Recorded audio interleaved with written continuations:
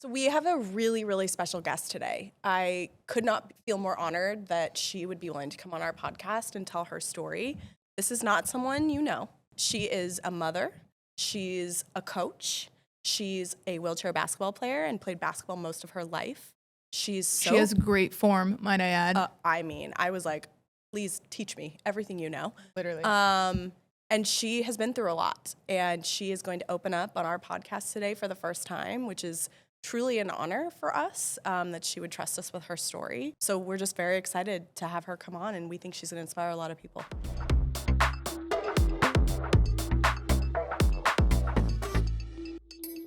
Amy, welcome to Click Clack. We're so happy to have you on. We had so much fun with you in the beginning because and then we kept saying, we got to save it for the pod. So it was really fun. We got to know you. So everyone, this is Amy Thomsen. She is a incredible basketball player, a coach, and she's a mom to 2 teenage kids going through sport. So we have a lot to pick her brain on. But welcome to Click Clack. Thank you. Happy to be here. Amy, take us back. And I know this story is very raw for you. So you let us know to the degree that you're comfortable sharing. We know your injury is pretty recent in your life. So can you kind of take us back and just tell us, what happened after? Yeah. So it was right before New Year's Eve of last year. So 2023 leading into 2024. Okay. And I had a bulging disc in my back, and it had ruptured, and it was severely pinching a nerve that went down my right leg. It was like literally someone cutting open my body.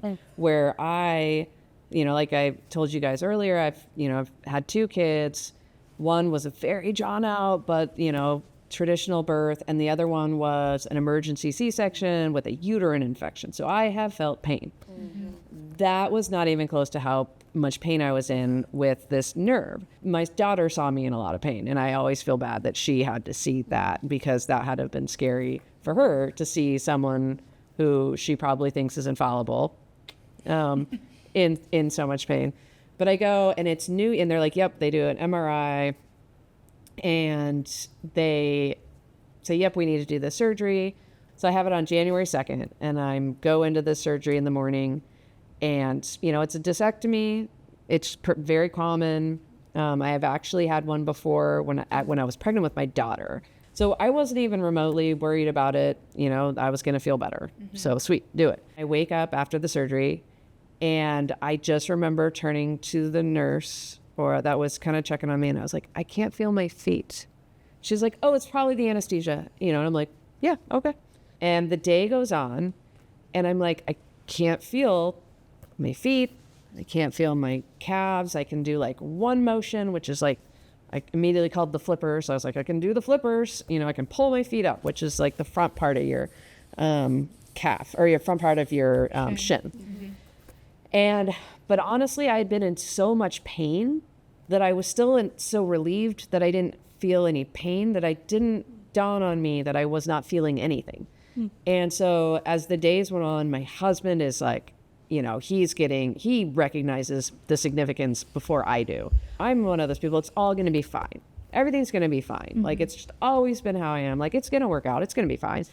And I just kept kind of saying that. And there'd be a lot of different reasons for what happened. Nobody knew, so we didn't know the prognosis. The nurses start talking about, well, you need to go to another hospital. And that's when I lost it. Mm-hmm. And I was like, I want to go home. I just remember like sobbing and saying, I just want to go home. I just want to go home. And they were saying, we can't do that. You will get injured. You will hurt yourself if you go home, because I couldn't walk. I couldn't do anything. Yeah. But I just kept thinking, if I just get home, I'm going to be fine. If I'm home, I'll be fine. But as the days went on, and I'm at the hospital, and it's one of those dark hospital rooms where you're like looking at another brick wall. You're like, oh, this is awful. Yeah. All the family, all the support, all the friends. So all of that was great. But I just like, all of a sudden was just like really, really, really sad. I can't go home. I don't want to hurt myself. I've already have this image of my daughter seeing me in so much pain. I don't want to do something where I injure myself and she can't help me. Or my son's big enough. He could help me with something, but she's, 12 at that point. I'm like absolutely devastated at this point. It's starting to set in that this is not right. And it's almost been a week. It's taken that long for my brain to finally click over. But it's like, I feel like that's how people that's how crazy things happen and people adjust. Is like you just first off kind of deny it, and then you're like, okay, this is where we are now, and now this is it. Things happen. Like, it's just really kind of funny. But that Tuesday morning, I remember getting a phone call. They're like, they have a bed for you. Can you go? And I'm like, yeah. My husband comes, and I get to like leave the hospital with him. I'm obviously in the wheelchair. I get in they load me into his truck. And I kind of lost it again then, because I was like, I just want to go home. But we had to like sign a thing that said we were not going to go home. Like, because a lot of people just take off, but that's, because I don't want to go to another hospital. So I go to the inpatient rehab, and I'm just like, let's get to work, please, let's work out. I want to get moving. And so I kind of came in with a bang there too. At this point, did you realize how severe your condition was? I did and I didn't. I still kind of thought it was just going to go away. Yeah. Just give it a little bit of time. And a lot of the people even said it could just be a nerve, like it's just injured, and it's just going to take time. There was a lot of this thing with like, give it a year was kind of a lot of what people said. Was give it a year. Nerves grow back really slowly, it's like millimeters a day. And so to get all the way down to your feet, that takes a really long time.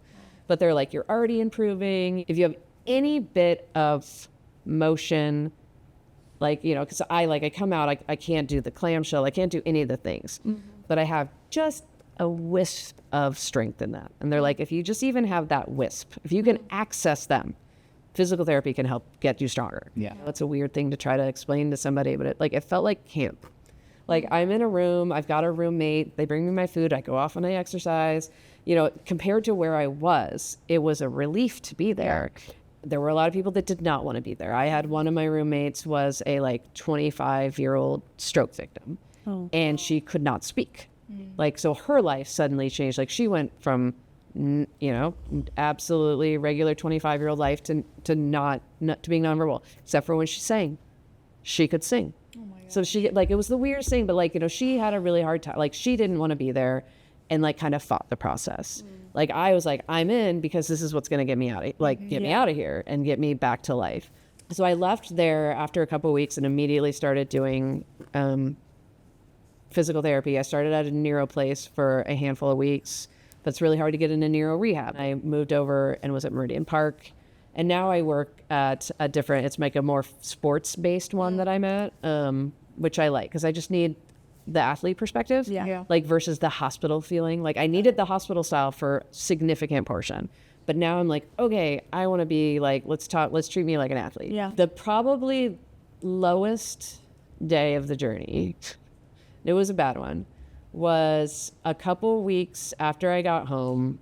My neurosurgeon wanted me to get a nerve conduction test, and I didn't really know what it was, but I was like, yep, let's do it. And she said it would be able to potentially tell us what is, what could come back. But I get up that morning, and I have managed at this point to kind of figure out how to, like Buzz Lightyear, fall gracefully. You know what I mean? So I kind of will go between my counters, standing, because I can lean against things. And that morning, I was overly confident as I'm talking to my daughter. So again, it's her that bears the brunt of this. And I fall. And they gave us all the warnings in the world at rehab about falling.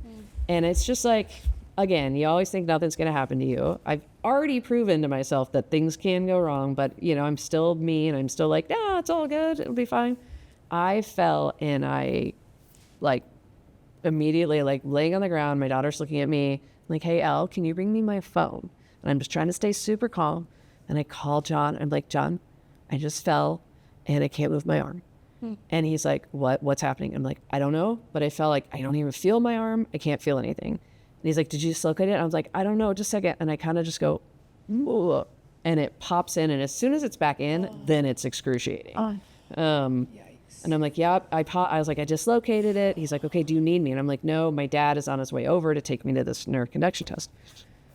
And Ellie's like, oh my gosh, what is happening? Sees this again. I get this nerve conduction test, and what it is they poke you with these needles and then try to get you to move things. And then they listen for the sound of the muscles or the nerves doing it. So they're getting the results in real time, which I was not expecting, right? So she's like, just facially emoting how awful everything's showing. And I'm watching, and then I'm like slowly starting to process like, oh my God, this is it. This is it for me. This is it for me. I've just dislocated my shoulder. I got this weird sling, and this is it for me. And I just start sobbing as I say to her, and she's like, nope, nothing here. No, nothing. Nope. And I'm like, so I go out, and my dad is in this waiting room, and I just start sobbing. And my dad is like, what's wrong? I was like, this is it. This is it for me. This is my life now. I don't know what at this point, I don't even know that I can drive. I can drive, which is great now. But at the time, I was like, I have to rely on everyone to do everything for me now for the rest of my life. I never told my kids. There was a lot of, but we'll be doing this by summer. And I knew at this point, no, we're not. And so it's like, there were so many hard moments where I had to pretend like, yeah, that'll be awesome.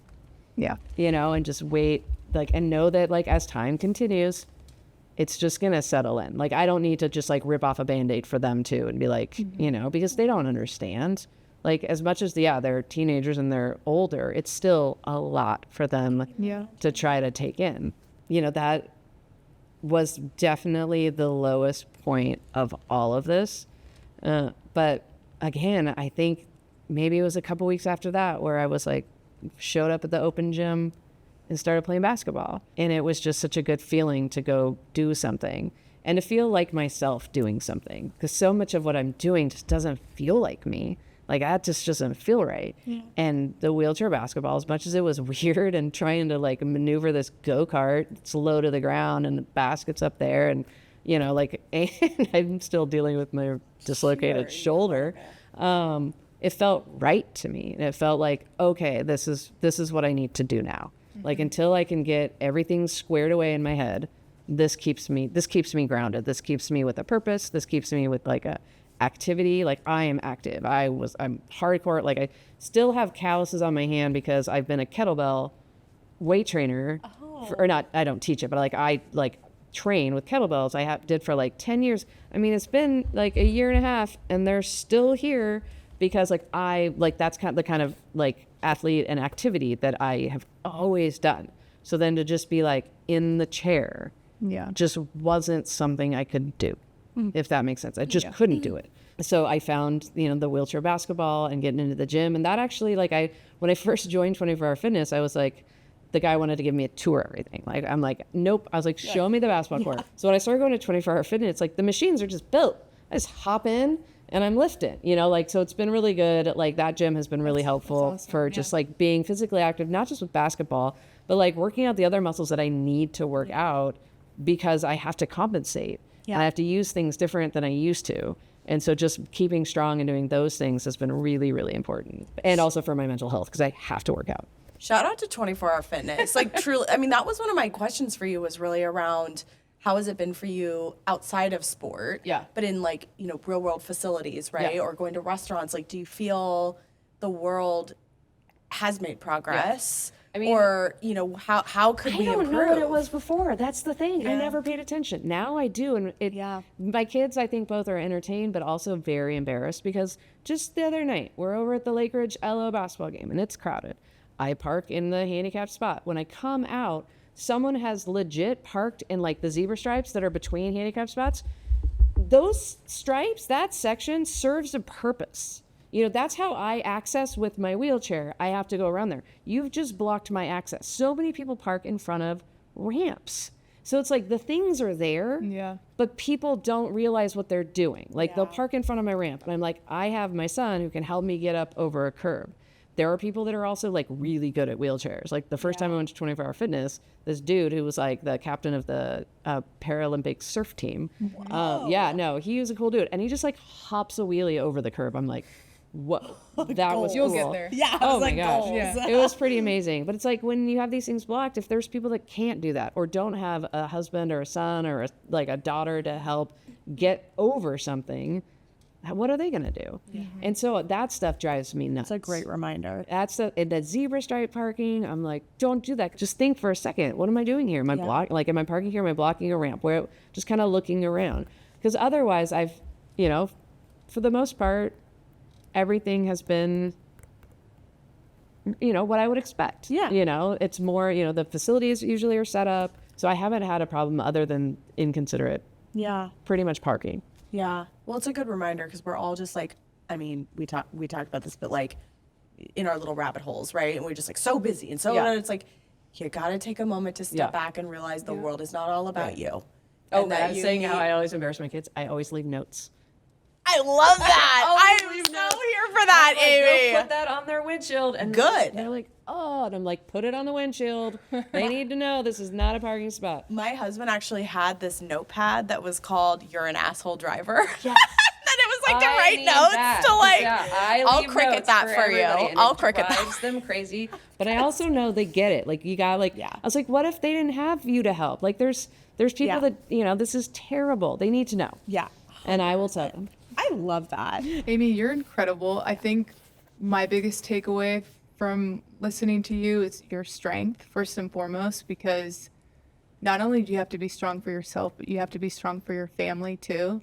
And I can't imagine, how heavy that could feel on you at times when you want to be sad or times when you want to feel, bad for yourself. Mm-hmm. Putting on, that front or fake it to make it persona is just like mind-blowing to me. I would have to say that as a mother, I am so inspired by you. And But don't you think you do the same thing?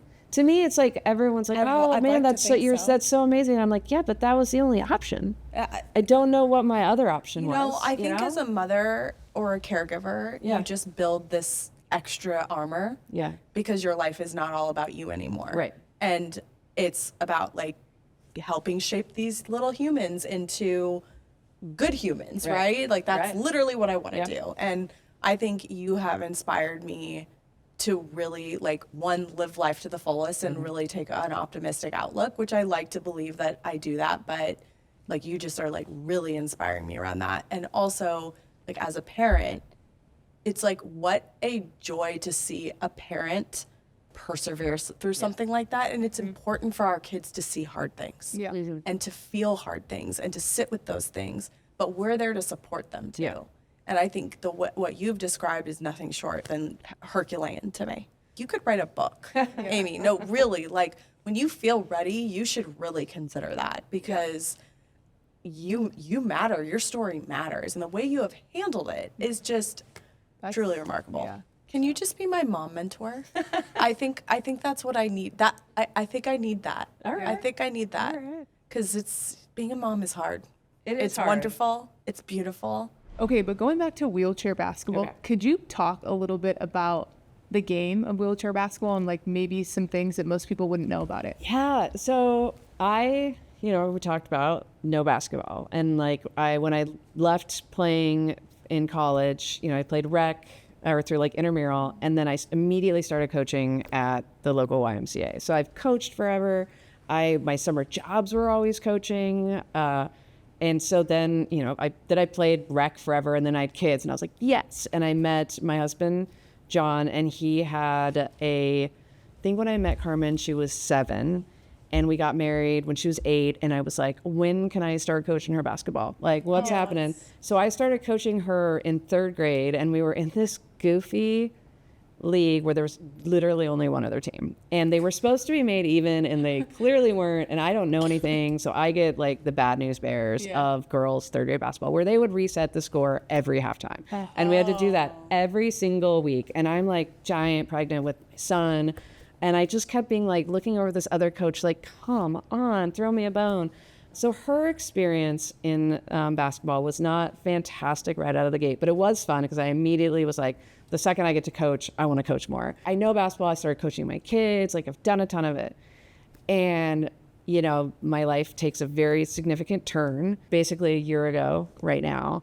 And I'm in the inpatient rehab for a while. And there's the people keep telling me, and it's the ice storm. It's like that. Remember that crazy ice storm last year? Apocalypse. Yeah. So I'm stuck at Good Sam's inpatient rehab, which is, by the way, amazing place. I had this corner room with this hilarious roommate. I'm not going to say her name, but was super funny. She constantly grounded me for what she was going through based on what I was going through, and we're still in touch, and I really enjoy her. So anyway, there was the rehab people kept talking about this woman who was very involved in wheelchair basketball because you know, you go to an inpatient rehab, you've got all varieties of neurological injuries and types of people. I stood out in that group being more of an athlete. Like, I wanted to go work out. Like, please take me down to physical therapy. Like, I want to work hard. And so, like, you know, I got to know a lot of physical therapists. They were like, you have to meet this one woman. She's very involved in wheelchair basketball. And in my head, it all of a sudden was like, that is something I could do. Yeah. Like, when I leave, I'm going to try that. Okay. And I, like, you know, so unfortunately the ice storm happens. She's never able to actually get in. So I thought I was like going to miss this opportunity, but I reached out to somebody through the organization. I was like, how do I do this? And her name is Laura Ridler. She's amazing. She works with Adaptive Sports Northwest. And she's like, hey, as soon as you get the green light from your doctor, come out to an open gym. So that's, you know, I get my green light and I literally go that week. And that's when I go to that little, where I play with 2 other people before we go to March Madness. But I get in the chair. And I'm used to like my, at that point, I'm still in like a really big, heavy hospital chair that's almost impossible to maneuver. Like, they're just really, really hard. So it's like a whole effort to get me out there. And my husband was such a, like, anything. He was like, yes, let's do that. Let's do that. I'll help you. Let me do this. Let me do that. And I get in this chair and it's like a go-kart. I mean, I'm just like spinning everywhere. Wow. Like, they're, you know, they have the angled wheels. Like, they're really light and they just go. And I, you know, I'm a basketball player. I know what I'm doing. Right. So I like roll up. I have the ball in my lap, which is we were talking about. You never want to do in wheelchair basketball, because the second you put the ball in your lap, I mean, I'm just gonna take it from you, right? So, but I'm doing this and I'm rolling down and I go up to try to make a shot and I get like halfway to the hoop, because it's like when you're playing stand-up basketball, it's an entire body, you know. That's why people are always yelling, use your legs. Like, well, okay, like that's not an option. Yeah. And you're lower. Hoop is still the same height. You are now lower and you only have this upper part, you know. I imagine it's a lot of core. It's a lot of core if you have it. Yeah. There are a lot of people that don't have the core. So, you know, you'll see that they'll have more of a supportive spot on their chair that actually holds them in. Okay. So then they just have this part. Wow. For me, I do have core. And so I do have that ability to kind of, you know, squeeze real hard. But I go up to like take a shot. Like I said, it just like airballed and was like barely to the, like probably halfway to 2/3 to the hoop. Yeah. And I was like, oh, wow. And, you know, I just start playing. I'm just going to have fun, figure it out. But it's very challenging. And over on the side, Laura is talking to my husband saying, yeah, it's really interesting when you get people coming in from stand-up. They think they're going to know what they're doing. And then, you know, it's just too hard. And so I take those kind of things as a challenge. Yeah. Like, bring it. So it's like I came to the sport with like the basketball knowledge and like and I really was kind of fun because I hadn't played since I coached so much. So like my entire mindset and view of the game has changed because I now see it from the perspective of a coach, but I'm playing. I can totally relate to that. Right? Yeah. So I was like, you know, I'm going to figure this out. And the thing about wheelchair basketball is it's like, you know, it's all your hands. So you have to know how to maneuver the chair while maneuvering the basketball and controlling everything. So I got a membership at 24 Hour Fitness and just started going to the gym like almost every day, just learning how to use a chair, learning how to get strong enough to make a basket, learning how to like dribble and not have it. Cause like I said, the wheels are angled. So you go to dribble, you're bouncing off your chair all the time. You know, it's been a learning curve and very humbling because like, I know what I'm doing. And then you get there. And so like, there's a lot of things that are counterintuitive. Like if you've played stand up forever and you learn defense, you always stand between your person and your basket. You kind of have an eye on the ball. You kind of, you know, the old school, teach the kids, point, you know, do the pistol thing. Well, and you never turn your back on your player. Right. Well, wheelchair basketball, you play with your back to your player because you're pointing where you're going to go. So let's say the person goes by you and you're it's so hard to explain without the chairs. But if I'm facing my person I'm guarding and they go that way, I have to completely turn my chair around to try to catch them. So you actually play with your person behind you, kind of with your eyes. So, and then you also don't put your hands up because you need them on your chair for going, you know, different directions. Just a really quick question. So if your man does not have the ball and they're in the corner, okay, and then ball's here, and you're defending this person, your back is turned, Well, you kind of have an angle at that point. Like if you're on ball, you know, they always say never put your toes, don't point your toes at your player. Yeah. Like if you're in kind of a help, you're in the spot that you think, you know, you want to angle to where you think that you will be going. Okay. So you're not, you know, you do probably still have your back to that person. Okay, got it. And pointing, because a lot of times you are just racing them and blocking their path to the basket. Yeah. Is there ever like, because you see a lot of collisions of players, right? And then you add in the chair that's, I imagine like carbon fiber, different materials. Like, is there ever like the clashing of the chairs? Like, how do you kind of maneuver They around clash all the time and you just get stuck. Like that's one of the moves is like, and I'm learning all these things that you want to put your axle to their caster. So really quick language of a wheelchair. Yeah, no, These little wheels are the casters. This is your axle, right? Now, if I had my actual basketball chair, it'd be a lot easier to explain. But if I put my axle in, let's say that's your caster right here, and I put it right here and I get it just slightly in front, you're kind of stuck. Yeah. Like I have you locked up. So a lot of it's just holding real tight and not letting the person go by. Whoa. And these are all things I'm learning. Like I just Tactics. learned that in Alabama, a couple weeks ago, where the coach was like, this is what you got to do. Because like every game, I'm always like, okay, I want a thing I'm going to work on. Like this last tournament, I was like, I want to rebound. It's never been my thing. I've always been like a perimeter player. I'm going to wait here. I'll get the long rebound, but I'll get back on defense. And I was like, you know what? I'm one of the taller people on my team. I have a little bit more mobility than my team. I could be really helpful as a rebounder. And that's just what I did. And it was super fun because I was like, oh my gosh, why have I not been doing this forever? Like just like ripping that and like fighting. And I got this look on my face that I've seen on my daughter. Like I felt the face that I see on my daughter when she plays, because she's fierce. Like she is so fierce to the point where sometimes I'm like, all right, don't hurt somebody. Don't hurt anybody.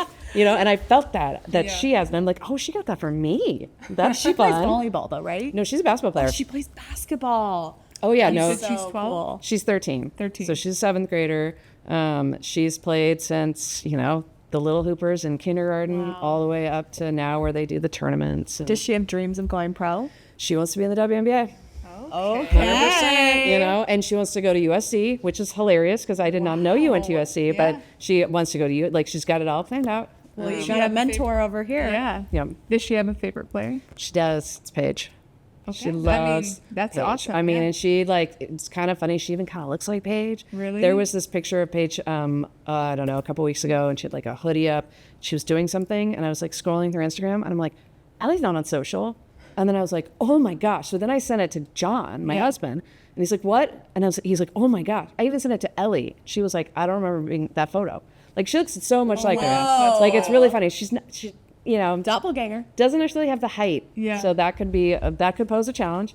But yeah, when we were at the Moda Center to do the halftime of the thing, we're over with the team. And like I said, I don't know anybody, and I'm just like, wee, happy to be here, And oh my gosh, what is her name? She played on UConn. She had the yellow. She got drafted to Washington. Yes, yeah. Like So- Edwards. yes, Aaliyah Aaliyah Edwards. She walks by and Ellie's like, yeah. And I was like, oh yeah, do you want me to say something? She's like, And she's like, do you think Paige might be here? And in my head, I'm like, I can't even imagine. It's not their game. Yeah. And like 10 minutes later, Paige Becker just starts walking down the hallway, and I'm like, screw this. I'm like, hey, hi. Like my daughter is like a huge fan. Is it okay if we get a photo? And she's like, oh, totally. So we get a photo, and Ellie's like starstruck. And then someone was like, oh, we got to get you in there. So then I'm just like I am like shit-eating grin. Like I'm fangirling so hard. You're that is like super mom status of the year right there. Oh, it was amazing. And That's- so Paige Beckers is probably both of our favorite players, just because like for me, so much of the sport now has become my connections with my kids. And so like she brings so much joy to Ellie. And then that moment we had down under the tunnel, it's like, and I love the way she plays. Like she's just like an amazing player, but also like does the full package. Selfless player, I just really enjoy that about her. So I don't even know. It's a really cool moment. That is Yeah. such a cool moment. It was really fun. I've got the photo. I can show you guys later. Yeah. Oh my it was gosh. great. Yeah. Wow.